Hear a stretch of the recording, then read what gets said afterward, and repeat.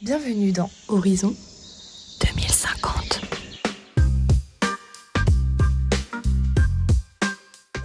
Bonjour à toutes et à tous. Aujourd'hui, nous accueillons Francis Charpentier, ingénieur de formation, ancien cadre dans les télécoms, aujourd'hui engagé sur les enjeux de transition écologique. Chercheur associé au CITEPA, membre actif de plusieurs associations ou collectifs comme Alumni ACT, X Environment, The Shifters ou Agir pour le climat.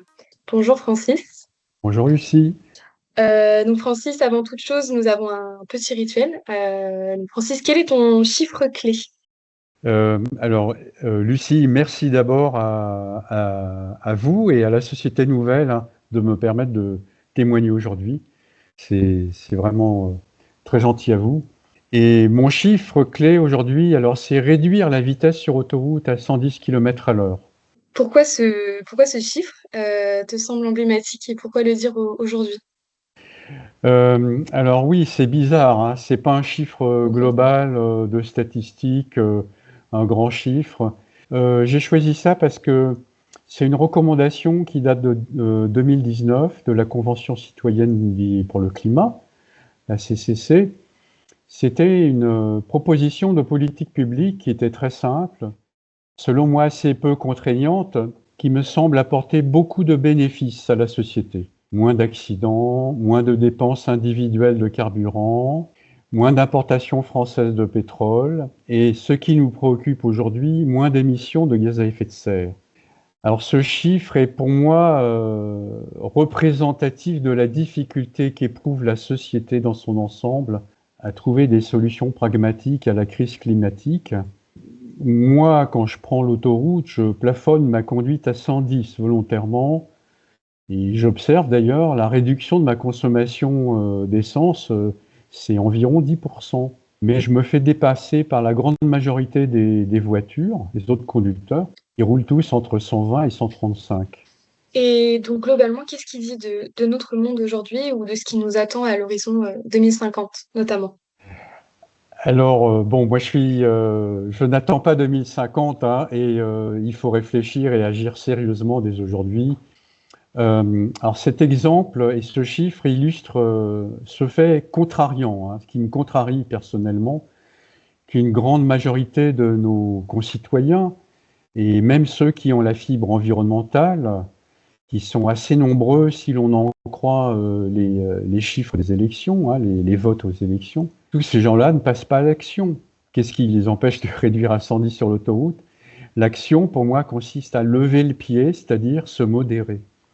Je me dis qu'ils n'ont pas encore compris la relation entre conduire leur voiture, émettre des gaz d'échappement et contribuer au changement climatique. Aujourd'hui, si on soumettait les 110 sur autoroute à un référendum, je crains que ce soit un échec, c'est-à-dire que le référendum soit rejeté. En fait, c'est parce qu'on a eu 150 personnes qui ont participé à une convention citoyenne du climat et qui ont été toutes convaincues. C'était une unanimité. Mais en fait, ce qu'il faudrait, c'est que 65 millions de Français participent à une convention citoyenne du climat. Mais ça, c'est clairement impossible à faire. Merci Francis pour ce chiffre clé. Avant toute chose, est-ce que tu peux nous raconter ton parcours en quelques étapes marquantes?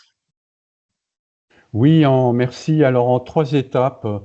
J'ai commencé en 1980. Donc, de 1980 à 89, j'ai eu la chance de travailler en recherche et développement au sein d'un centre national d'études des télécommunications et sur un sujet très particulier qui était le traitement numérique de la voix. Et ça aboutit à ce que je puisse soutenir ma thèse sur la synthèse de la parole. Ensuite, deuxième période, 1990 à 2004, là je travaille à valoriser ce type de recherche, donc les miennes, oui, mais celles de mes collègues, majoritairement, à travers des projets européens ou en faisant des transferts de technologie à des industriels des télécoms, et finalement en créant une start-up sur la reconnaissance de la parole.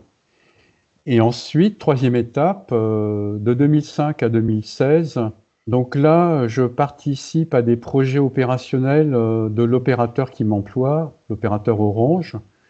On a cherché par exemple à réduire l'empreinte environnementale, donc déjà, on se souciait de technologies vertes, hein, si je puis dire, mais de réduire l'empreinte environnementale des box Internet. Et surtout, alors ça, c'était vraiment un moment que j'ai beaucoup apprécié. J'ai participé à des gros projets de liaison optique intercontinentale sous-marine. Est-ce que tu peux nous expliquer en deux, trois mots en quoi ça consiste, si tu le veux bien Oui, oui. Alors, bon, en fait, bon, je commençais en 2004, hein, je commençais à être sensible à toutes les questions environnementales, même si Rio remontait à 92. Donc, mais là, vraiment, disons, ça commence à être un souci personnel. Alors, ce qui m'intéressait dans les liaisons optiques sous-marines, c'est qu'en fait, c'est un miracle technique, c'est un miracle de la technologie qui tient c'est le miracle des fibres optiques et puis on les fait passer sous la mer.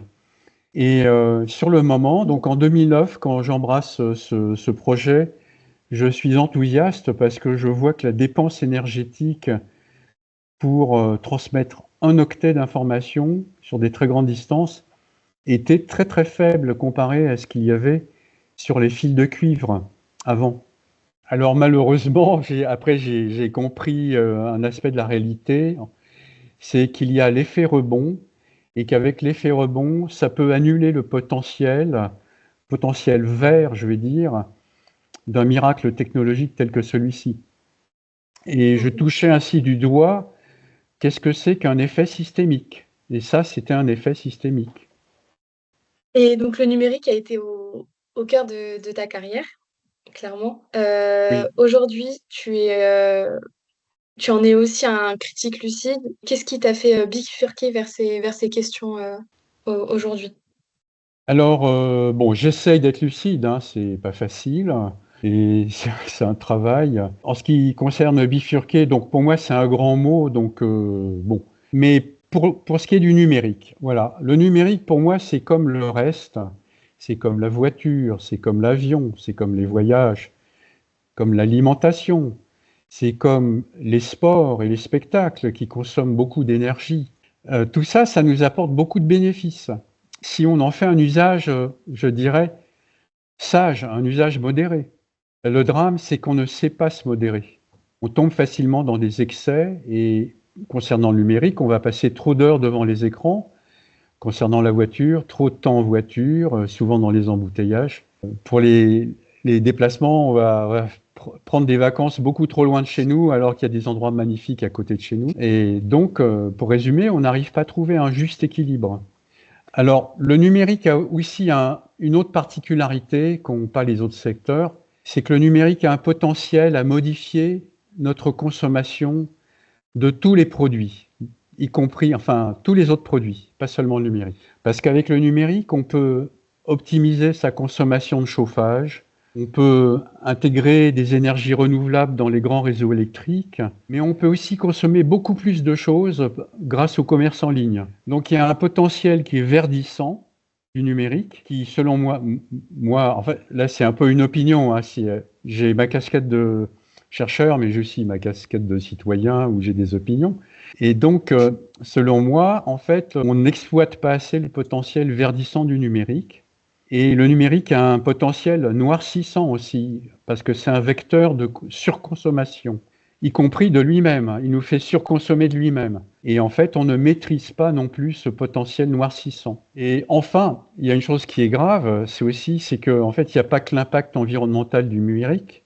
J'ai travaillé avec Joris Blin de la Société Nouvelle. On est en train de publier un papier ensemble sur cet aspect-là et on s'aperçoit que bon, l'impact environnemental du numérique n'est pas si énorme que ça si on le compare à d'autres grands secteurs.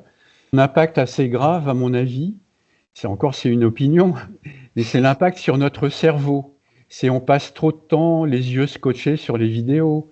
Et avec l'IA, si on l'utilise à tort et à travers, on risque de ne plus savoir penser par nous-mêmes. Ça, je trouve ça extrêmement grave. Tu es engagé dans plusieurs associations, comme dit auparavant. Qu'est-ce que ça change dans ta manière de penser et d'agir par rapport à ton expérience en entreprise ou en recherche? Alors, c'est s'engager, ouais, dans plusieurs associations. J'ai presque, même, je dirais que j'ai mangé à tous les râteliers, hein. Donc, moi, ce que j'en retiens, c'est là où j'en suis aujourd'hui, personnellement. Pour la connaissance, il n'y a rien de si solide que les méthodes scientifiques. D'ailleurs, volontairement, je mets un pluriel parce que pour moi, il n'y a pas la science, il y a les sciences. Il n'y a pas la méthode scientifique, mais il y a des méthodes scientifiques. Mais ce qu'elles ont en commun, c'est que c'est leur solidité. Je pense qu'il faut se préserver des opinions qui ne sont pas étayées, d'autant plus qu'elles sont séduisantes. Et tous les jours, il faut essayer de distinguer le vrai, le faux, mais il y a aussi l'incertain. Et autre point aussi, la discussion collective. Donc je crois au débat apaisé, et il y a un terme pour ça. Bon, j'ai lu des bouquins là-dessus, sur l'argumentation. Ça s'appelle la délibération, c'est-à-dire qu'on se met à plusieurs à délibérer d'un sujet, on essaie de co-construire une vérité sur un sujet. Et je crois à ça plutôt qu'au débat polémique. Parce que dans le mot débat, il y a la racine se battre, hein, débat, battre. Si j'ajoute le terme polémique, je suis finalement plutôt dans un débat où on va s'envoyer des vérités à la figure. Donc ça, j'y crois pas. Et je crois au dialogue. Alors, ce mot a l'air gentillet comme ça, mais non, pas du tout. Le dialogue, ça demande un double effort. Ça demande un effort pour écouter les autres, et ça demande aussi un effort pour bien exprimer ses pensées. Donc c'est un travail, le dialogue. Alors là, j'en étais à la discussion collective, et mon troisième point, c'est l'action collective. Alors là, je suis pragmatique. Je me méfie de ce qui ressemble à de l'idéologie. Pour moi, l'idéologie, elle cherche à figer des principes. Elle tend à figer des principes. Pour moi, il faut faire une distinction entre les valeurs. Il faut bien savoir où sont ces valeurs. Ensuite, voir quels sont les véritables objectifs qu'on veut poursuivre étant donné ces valeurs. Et puis ensuite, ce qui relève de simples moyens pour atteindre les objectifs. Alors, si pour atteindre un objectif véritable, il faut louvoyer, et puis dans la réalité, on est souvent obligé de louvoyer, pour moi, ce n'est pas honteux. C'est même, je dirais à la limite, c'est astucieux, parce que si ça permet d'atteindre plus vite les objectifs. Voilà un peu les idées, les opinions qui, pour moi, que j'ai héritées de ce travail au sein de beaucoup d'associations et en rencontrant beaucoup de gens. Eh ben, merci beaucoup pour cette réponse, Francis. Aujourd'hui, tu travailles sur la comptabilité carbone. Pourquoi est-ce que c'est si fondamental, selon toi, pour transformer l'économie? Alors là, on va rentrer plus dans mon travail que j'essaye de faire scientifique, hein. C'est moins des opinions, c'est plus du Bien sûr. scientifique là. La comptabilité carbone, c'est tout simplement ce qui permet d'évaluer la contribution de ce que l'on fait, des activités humaines, sur le changement, au changement climatique qui est en cours. Et je vais prendre une comparaison avec la santé, notre santé individuelle, hein. On fait des analyses médicales, on fait des scanners, des IRM parfois, pour prévenir nos maladies ou pour les soigner. Ici, en fait, la comptabilité carbone, c'est une espèce d'analyse d'IRM, de scanner, pour nous aider à soigner cette maladie du climat qui est le changement climatique. Alors, j'ai beaucoup de choses à dire, hein. La comptabilité Pas de carbone, souci. qu'est-ce que c'est exactement? Alors, il y a le terme comptabilité. Pour moi, ça peut induire en erreur, parce que la comptabilité carbone, pour moi, ce n'est pas de la comptabilité financière proprement dite. Pour moi, c'est des statistiques environnementales qui s'appuient un peu ou beaucoup sur des données financières. Donc les deux marchent ensemble, hein. Il n'est pas juste, pour moi, de réduire le concept de comptabilité carbone à de la simple comptabilité des entreprises et des organisations. Parce que cette comptabilité-là, financière, elle est exacte à l'euro près. Il n'y a pas d'incertitude. En comptabilité carbone, en revanche, il y a beaucoup d'incertitudes. Parce que qu'est-ce qu'on cherche à faire? On cherche à estimer des empreintes carbone et plus généralement des impacts environnementaux, mais aussi des impacts sociétaux. D'ailleurs, soit dit en passant, un impact social, c'est une forme particulière d'impact environnemental. Si on se dit que la société, c'est bien l'environnement dans lequel on évolue, hein, on ne serait rien sans dans la société. Donc la société fait aussi partie de notre environnement. Pour revenir à cette comptabilité des impacts, on est dans le domaine des statistiques. Cela fait appel donc à des méthodes statistiques qui sont des méthodes de mathématiques appliquées, notamment à des concepts de probabilité, de marge d'erreur, d'intervalle d'incertitude. Mais alors, à quoi sert la comptabilité financière? En fait, elle sert beaucoup. Elle est très utile. Elle fournit les données précieuses qui vont nous permettre de faire les calculs d'estimation des impacts environnementaux. Et donc ça vient à la question de est-ce qu'on peut vraiment tout mesurer? Qu'est-ce qu'on fait de ce qu'on ne peut pas quantifier? Oui, bon, tout mesurer, non. Mais en revanche, on est obligé de mesurer. En fait, on n'a pas le choix. Il faut arriver à mesurer le plus de choses possible. La mesure statistique, ça remonte à 2 siècles. Il y a des bouquins très intéressants d'ailleurs là-dessus, sur l'apparition des statistiques dans la société, hein, au début du XIXe siècle.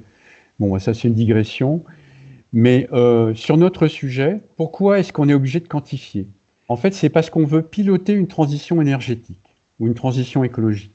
Et pour faire ça, on cherche à définir une trajectoire de l'économie, et puis une cible, là où on veut que l'économie arrive, en 2050. Alors, après, il y a la question, est-ce qu'on mesure ou est-ce qu'on fait quelque chose de moins fort qu'une mesure? Le verbe mesurer est très fort, ça me suggère une mesure physique, comme un poids, comme une longueur. Pour moi, le terme mesurer est acceptable quand on mesure les émissions directes d'un pays, d'un territoire, d'une entreprise.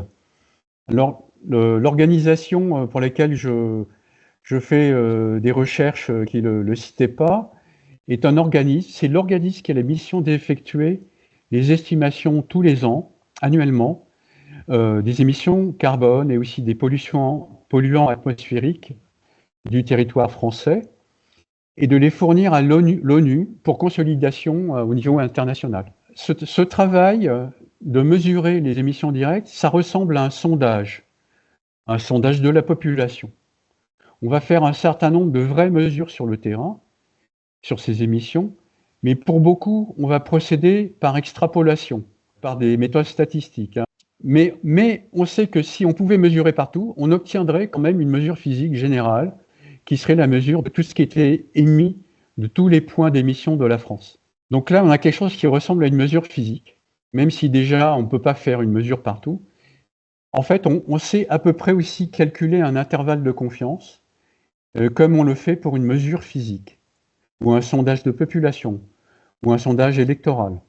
Alors, ça c'est bien, les émissions directes, mais à juste titre, on dit depuis un certain temps, on a raison de le dire, que cet indicateur, les émissions directes d'un acteur économique ou d'un territoire, c'est insuffisant. Parce qu'il ne prend pas compte toutes les chaînes de valeur qui sont mondiales et qui conduisent à la production de quelque chose et à sa mise sur le marché. Pour prendre en compte toute cette chaîne de valeur, on a introduit la notion d'empreinte d'un produit ou d'un service. Mais le problème, c'est qu'avec la notion d'empreinte, on a une difficulté nouvelle. Parce qu'on a besoin d'un modèle de causalité, un modèle qui remonte la chaîne de valeur. En fait, c'est même un modèle de causalité inverse, qui remonte dans le temps. Pour donner un exemple, pour produire cette voiture, il a fallu que quelqu'un produise tant de quantité d'aluminium, tant d'acier, tant de plastique, etc. On va remonter dans la chaîne de valeur. Cette causalité, on appelle ça aussi des règles d'allocation. On dit qu'à une voiture, on va allouer autant d'aluminium, d'acier, de plastique. Donc on les définit avec des unités, ça peut être des poids d'aluminium ou nombre de voitures ou etc. ou des kilowattheures en fait, et on peut aussi le définir en valeur monétaire. Mais le point difficile, c'est qu'on remonte la chaîne de valeur. Donc c'est un peu comme si on voulait reconstituer à partir d'une omelette les ingrédients, donc les œufs, le beurre, le persil, l'électricité pour chauffer. Et en plus, quand on regarde de très près, on a un peu le vertige parce qu'on s'aperçoit que la chaîne de valeur, c'est quelque chose qui est infini, ça remonte à l'infini, et elle boucle sur elle-même en fait. C'est pas une chaîne, c'est une boucle de valeur, en fait, c'est un réseau de valeurs et ça peut reboucler à l'infini.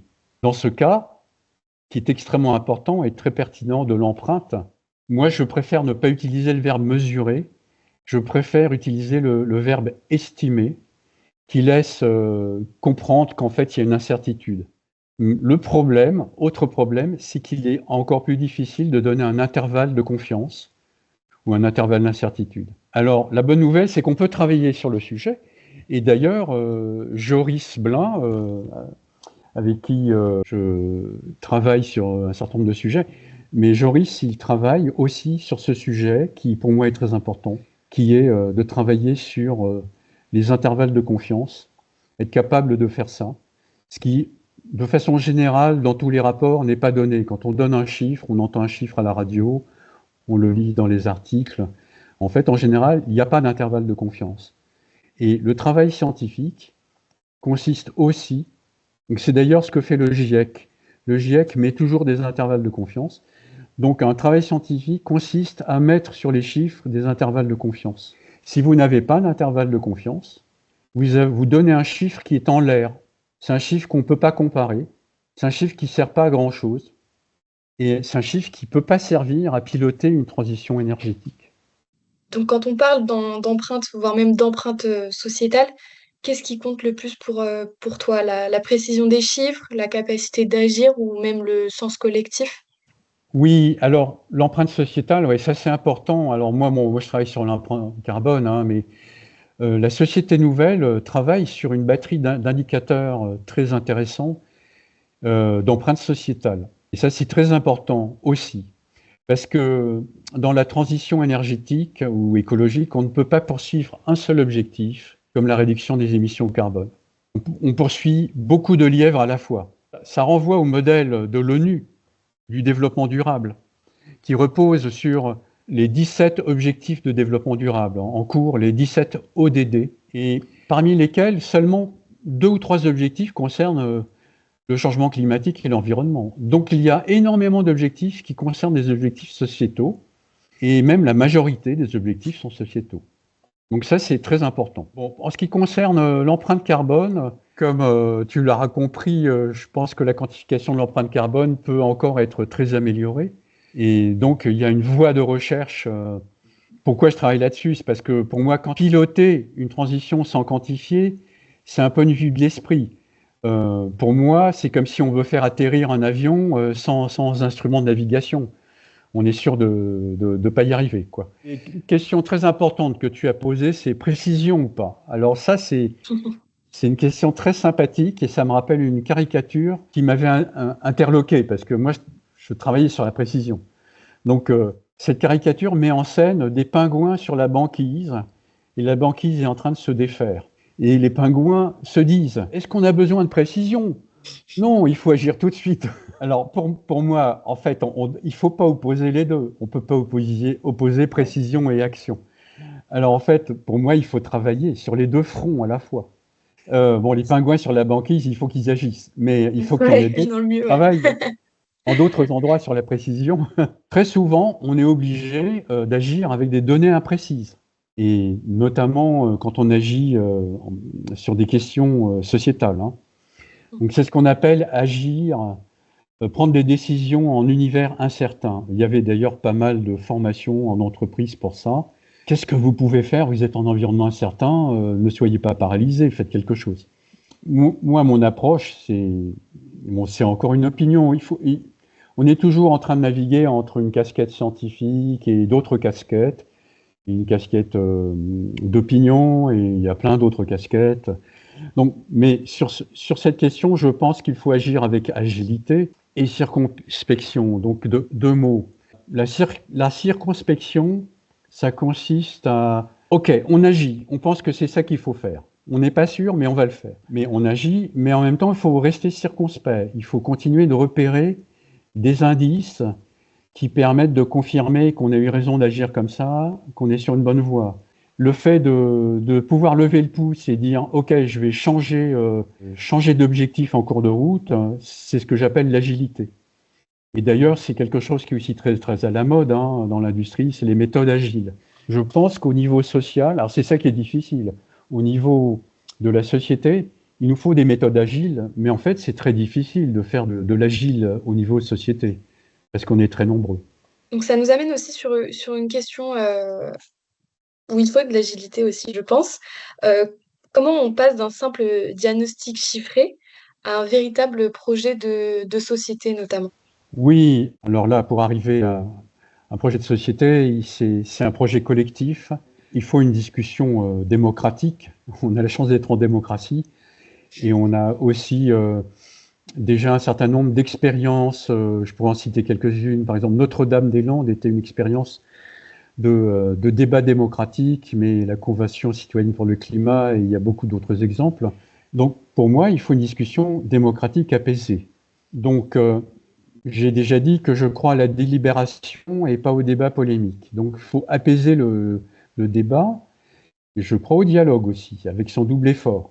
Chacun doit admettre ce qu'il ne sait pas des choses et que d'autres savent des choses. Et aussi, chacun doit aussi admettre que justement, comme il y a des choses qu'on ne sait pas, ça vaut le coup de se remettre à l'étude et d'étudier. En fait, ça, c'est un message optimiste, c'est que tous les citoyens sont capables de progresser en connaissance. Ça, c'est très, très important. Dans ce dialogue démocratique, il faut mettre tout ce qui compte sur le tapis. Et alors, il faut arriver à distinguer qu'est-ce qui est objectif véritable et qu'est-ce qui est simple moyen pour atteindre des objectifs véritables. Déjà, calculer les indicateurs carbone, alors ça, c'est un diagnostic chiffré, hein, un indicateur carbone. Alors, on a vu que ce n'était pas simple. Mais alors, pour passer de ces indicateurs à des projets, c'est un projet de société, c'est de dire, voilà, on va faire des choses, on va prendre des décisions de politique générale sur lesquelles on essaie de s'accorder. Donc c'est ça, passer l'action en société. Et donc ça, c'est très difficile, plus difficile que d'avoir des indicateurs. On veut prendre une mesure de politique économique pour réduire les émissions. Alors cette mesure, souvent, ça revient à imposer une contrainte. Alors on est dans un énorme système qui est très complexe avec plein d'acteurs partout. En France, on a 4 millions d'entreprises. Dans le monde, il y en a peut-être des centaines de millions. Donc on veut imposer une contrainte sur certains points du système. Et on se dit, ça va avoir des effets de réduction des émissions, des impacts. Mais le problème, c'est qu'on ne voit pas toutes les répercussions de ces mesures qu'on va prendre. Et il va y avoir des répercussions en chaîne et même en boucle dans tout le système. Ça va se propager. Et il y a plein d'effets qu'on n'a pas vus, parce que nous, on voyait un effet direct qu'on veut obtenir, mais on ne voyait pas toute une gamme d'effets indirects qui vont venir avec. Et c'est ça les effets systémiques. C'est tout le système qui répond à la sollicitation. Donc l'effet rebond, d'ailleurs, fait partie de ces effets systémiques. Par exemple, vous augmentez l'efficacité environnementale d'un produit. Par exemple, une voiture qui va consommer moins d'essence. Donc elle est plus efficace. Donc l'effet rebond, c'est « Ah, mais les possesseurs de la voiture vont avoir envie de rouler plus de kilomètres parce que ça coûte moins d'essence. » Et ça, c'est un effet typique d'effet systémique. C'est ça qui est difficile pour construire des politiques générales et en fait et bâtir des consensus et savoir où on va. Ben en fait, c'est d'imaginer tout ce qui peut se passer. Donc, il faut quand même agir. Il faut bien sûr avancer. Je dirais, d'un point de vue mathématique, je vois ça comme ça. Il faut chercher un espèce d'optimum global, moyen, qui satisfasse à peu près tous les acteurs de la société, les parties prenantes. Et il faut très vraisemblablement agir en différents points du système en même temps. Et c'est ça qui est difficile, c'est concevoir un politique où on agit en plusieurs points du système. Par exemple, j'ai un exemple qui me vient, la taxe carbone, on l'avait peut-être vu simplement comme un truc peut-être trop simple. On va augmenter le prix du carburant grâce à une taxe. Et donc, les consommateurs, en moyenne, vont en acheter moins parce que le prix est plus... Mais en fait, en un autre point du système, il y avait des personnes qui disaient « Ah ben non, c'est trop cher, moi maintenant je ne peux plus vivre, je ne peux plus travailler. » Donc en fait, c'est typiquement le genre de politique publique où il fallait agir en plusieurs points du système de façon cohérente. Et alors, ça c'est une chose, hein, agir en plusieurs points du système, mais alors on revient au concept d'agilité, c'est-à-dire que avec une politique publique, bon, on pense que ça va marcher, mais il va y avoir plein de difficultés. Donc, il faut la réévaluer régulièrement. Il faut une espèce d'agilité au niveau de la politique publique. Parce qu'il faut être capable de corriger le tir si ça marche pas bien, quoi. Et en dehors de ces points-là, est-ce qu'il y a d'autres angles morts que tu juges cruciaux aujourd'hui dans le débat public sur la transition? Alors, il y a plein d'angles morts. Alors, moi, j'en vois deux, mais il y en a plein, hein. En fait, notre travail, d'ailleurs, collectivement, il faut qu'on fasse la chasse aux angles morts, parce que c'est les angles morts qui en fait, nous posent problème. Bon, moi, j'en vois deux. Ne pas réfléchir simplement au niveau d'un pays, comme la France, parce que le pays n'est pas en autarcie. Le pays vit dans un système international avec 200 autres pays. Et tous ces pays échangent dans le cadre du commerce international.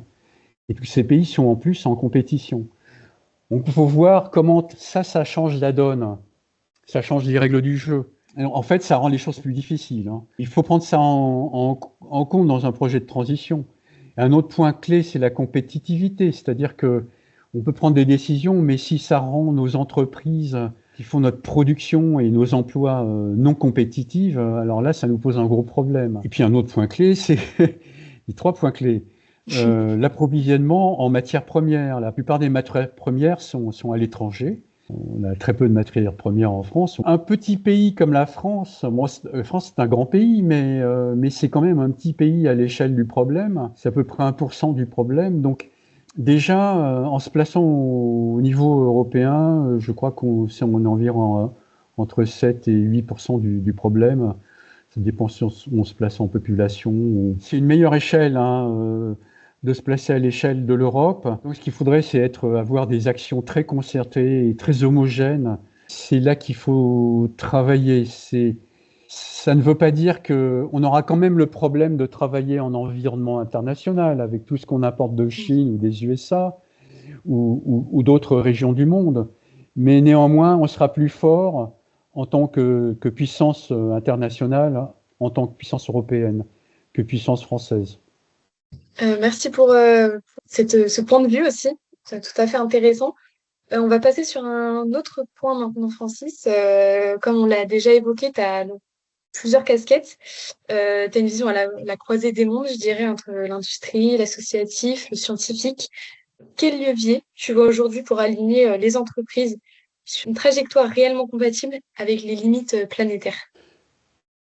Alors là, je pense que ce sur quoi je travaille, et d'ailleurs en collaboration avec la Société Nouvelle, et notamment avec Joris Blin, que j'ai déjà cité, je pense que ce sur quoi on travaille, une comptabilité carbone qui pourrait être plus précise et plus comparable, et étendue à un plus grand nombre d'entreprises, voire à toutes les entreprises, pour moi, sur le papier, ça pourrait être atteignable.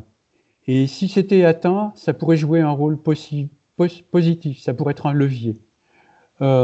Mais alors là, il y a eu différents discours possibles. Enfin, il y a un discours auquel j'ai cru d'abord, hein, c'est que ça pouvait introduire un élément de compétitivité, c'est-à-dire que les entreprises les plus vertueuses allaient gagner la course.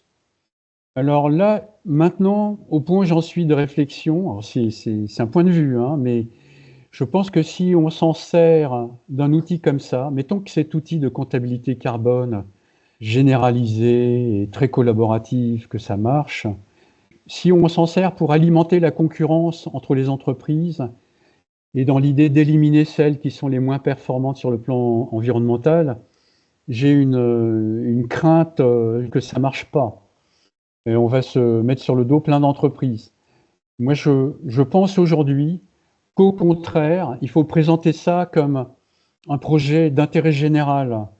Parce que déjà, il faut que toutes les entreprises adoptent un projet comme ça. Et on peut n'y adhérer que si on voit ça comme un intérêt général où tout le monde va gagner. L'idée, c'est qu'en fait, il faut que justement, on les aide à s'aligner. Donc, en fait, le verbe aligner que tu as utilisé est très important.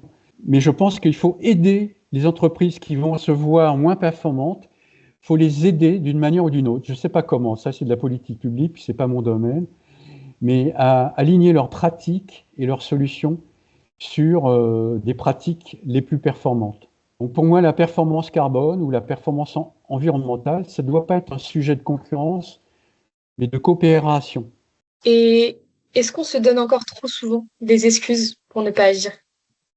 Les entreprises, elles ont fort à faire, elles sont en environnement très compétitif, donc elles ont beaucoup, beaucoup de travail. Mais je pense que là où on peut faire des choses, c'est les regroupements d'entreprises que sont les filières, la filière automobile ou les différentes filières bâtiments. Peut-être que les filières peuvent faire quelque chose pour agir là où en fait, pour moi, les entreprises, elles sont un peu les mains liées par la concurrence. Au niveau individuel, l'exemple de 110 sur autoroute, c'est un exemple. Je pense que peut-être qu'on se donne même pas d'excuses. Enfin, l'excuse, c'est tout le monde fait comme ça. Il faut que les autres commencent et moi, je suivrai. Donc ça, pour moi, c'est une mauvaise excuse. C'est pour ça que j'essaie de rouler à 110 moi. Et d'ailleurs, il y a une association qui milite pour ça. Et c'est pas très très méchant de militer pour les 110 autoroutes, c'est vraiment pas méchant. Moi, je pense qu'il y a les messages aussi qu'on véhicule dans la société. En fait, il y a un message qui est fort et qui est réel. C'est il faut être sobre, développer la sobriété. Et on a compris ça avec le Covid, mais la sobriété peut être une notion qui est perçue comme trop contraignante.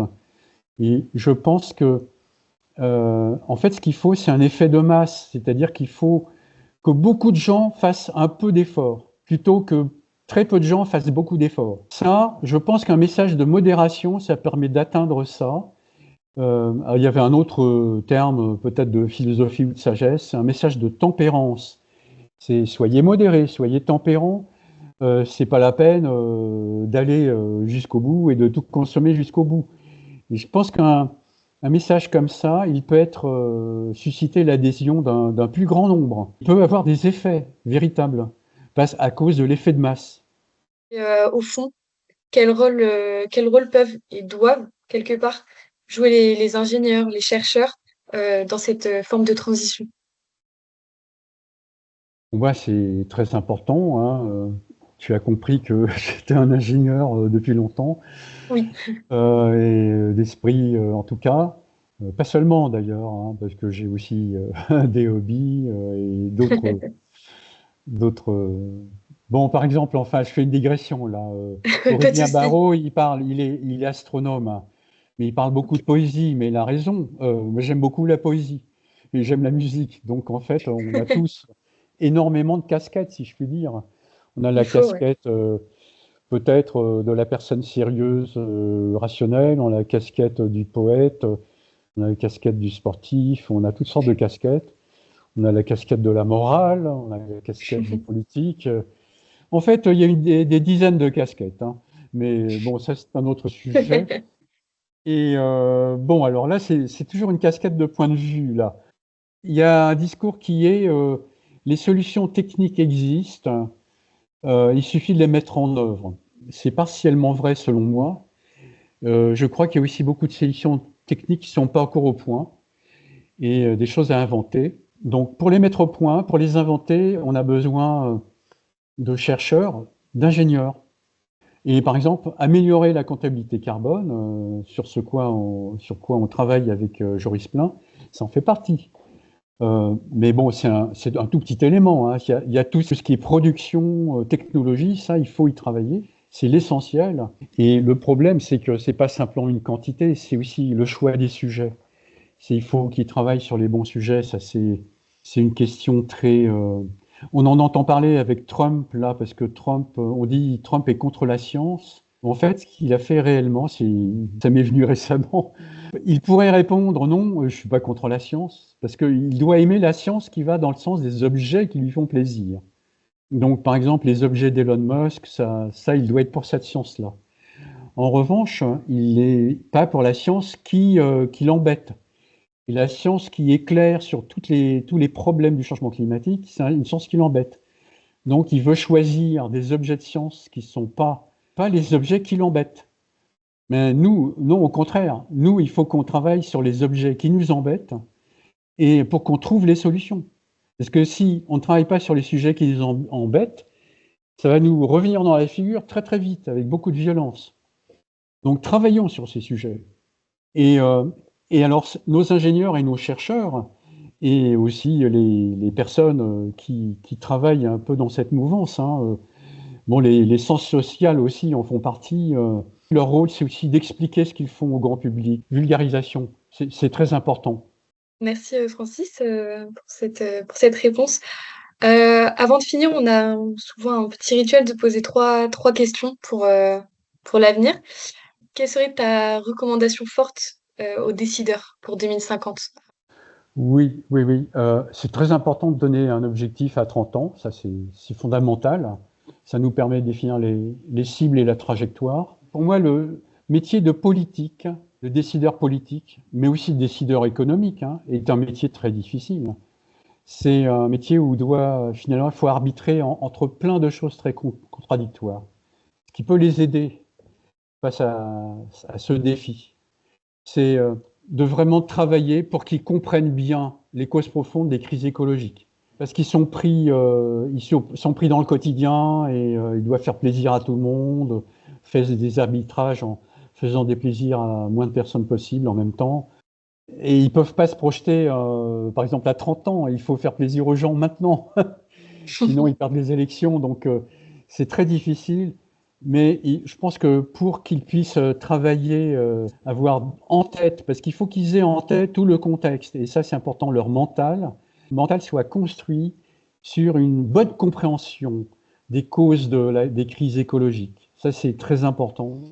Et en même temps, il faut qu'ils restent pragmatiques, c'est-à-dire il ne faut pas croire qu'un moyen d'atteindre un objectif est un objectif final, est un objectif essentiel. Ça ne reste qu'un moyen. Ce qu'il faut savoir, c'est où sont les objectifs essentiels. Et s'il faut louvoyer, ça fait partie de la politique. Il y a quand même un autre point.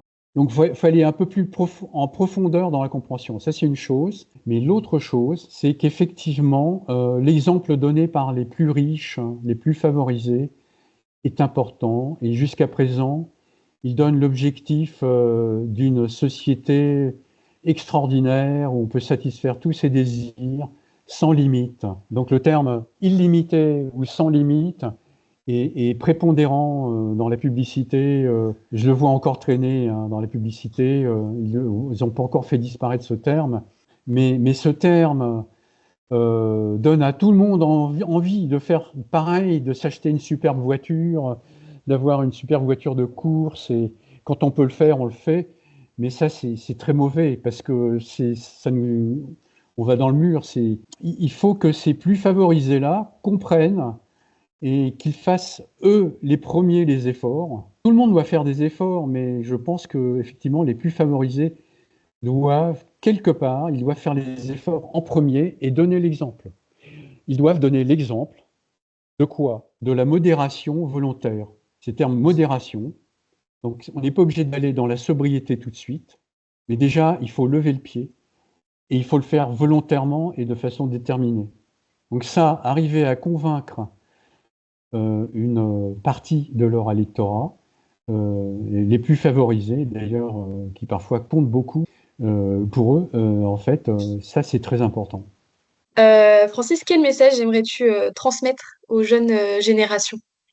Alors, donc c'est un message que je m'adresse également à moi-même en tant que vieille génération, si je puis dire, et peut-être aussi aux générations intermédiaires, qui sont peut-être les grands frères pour les jeunes générations. Et je dirais c'est un message transgénérationnel. Donc, je ne voudrais pas isoler les jeunes générations comme si elles étaient toutes seules devant le problème. Non, pas du tout. On doit travailler la main dans la main, ceux qui sont là. Et donc, moi, je vais plutôt donner des idées et à chacun et à chacune donc de choisir les solutions qui lui semblent préférables. Les choses, enfin, on travaille avec ses talents aussi, avec ce vers quoi on est enclin ses penchants, quoi. Donc en fait, je bien vais sûr. plutôt donner quelques éléments et là-dedans, on va piocher ce que l'on a envie de faire. Chercher la bonne attitude par rapport à ce problème, donc la lucidité, pas prendre des vessies pour des lanternes, hein, être lucide. Et le discernement, c'est-à-dire pouvoir ne pas confondre les choses, hein, discerner, éviter la confusion. Il y a aussi, que j'ai déjà un peu dit, c'est cultiver le goût du savoir, le goût de savoir, d'apprendre, mais aussi le plaisir de faire avec les mains, ou avec les mains ou pas avec les mains, mais avec la tête, mais le plaisir du savoir-faire. Alors il y a une chose importante, il faut qu'un certain nombre d'entre nous, ou peut-être un grand nombre, s'intéressent à la technique, parce que on a une technique extraordinaire entre les mains qui nous assure un confort quotidien, et technique qui n'était pas dans les mains de nos aïeux, et qui n'était même pas dans les mains de nos arrière-grands-parents. Et on a beaucoup plus de confort qu'eux. On n'avait pas les téléphones portables, on avait les arrière-grands-parents, tout juste ils commençaient à voir la télé en noir et blanc. Bon. Alors la technique aujourd'hui, elle est tellement sophistiquée qu'elle peut apparaître comme de la magie. Mais non, la technique, ce n'est pas de la magie. Donc il faut comprendre ça. C'est la technique, on peut la comprendre. Alors c'est difficile à comprendre parfois, surtout pour de la science, la mécanique quantique, là c'est au-delà de mes capacités actuelles. Mais bon, quelque chose que je me dire, c'est en fait, si on passe du temps à étudier quelque chose, on peut finir par comprendre quelque chose. Donc, il ne faut pas avoir peur de la technique. On peut avoir les moyens de la comprendre. Et même si on se donne les moyens de la comprendre, on peut aller jusqu'à avoir les moyens de la maîtriser. Alors, la technique, hein, il y a toutes sortes de techniques. Hein. La technique agricole, la technique, le bricolage, c'est de la technique. Enfin, la technique, c'est au sens très large. La technique doit être conviviale, c'est-à-dire qu'on doit pouvoir la comprendre et la tenir entre ses mains comme un outil. Et l'un des problèmes de notre technologie moderne, et pourquoi il nous apparaît comme, comme de la magie, c'est qu'en fait, on ne peut pas tenir l'IA entre les mains, elle n'est pas conviviale. Enfin, elle semble conviviale parce qu'on va rédiger des prompts, mais en fait, on ne comprend pas ce qu'il y a derrière. On ne la tient pas entre les mains. Sur le plan de la société, il faut travailler en réseau.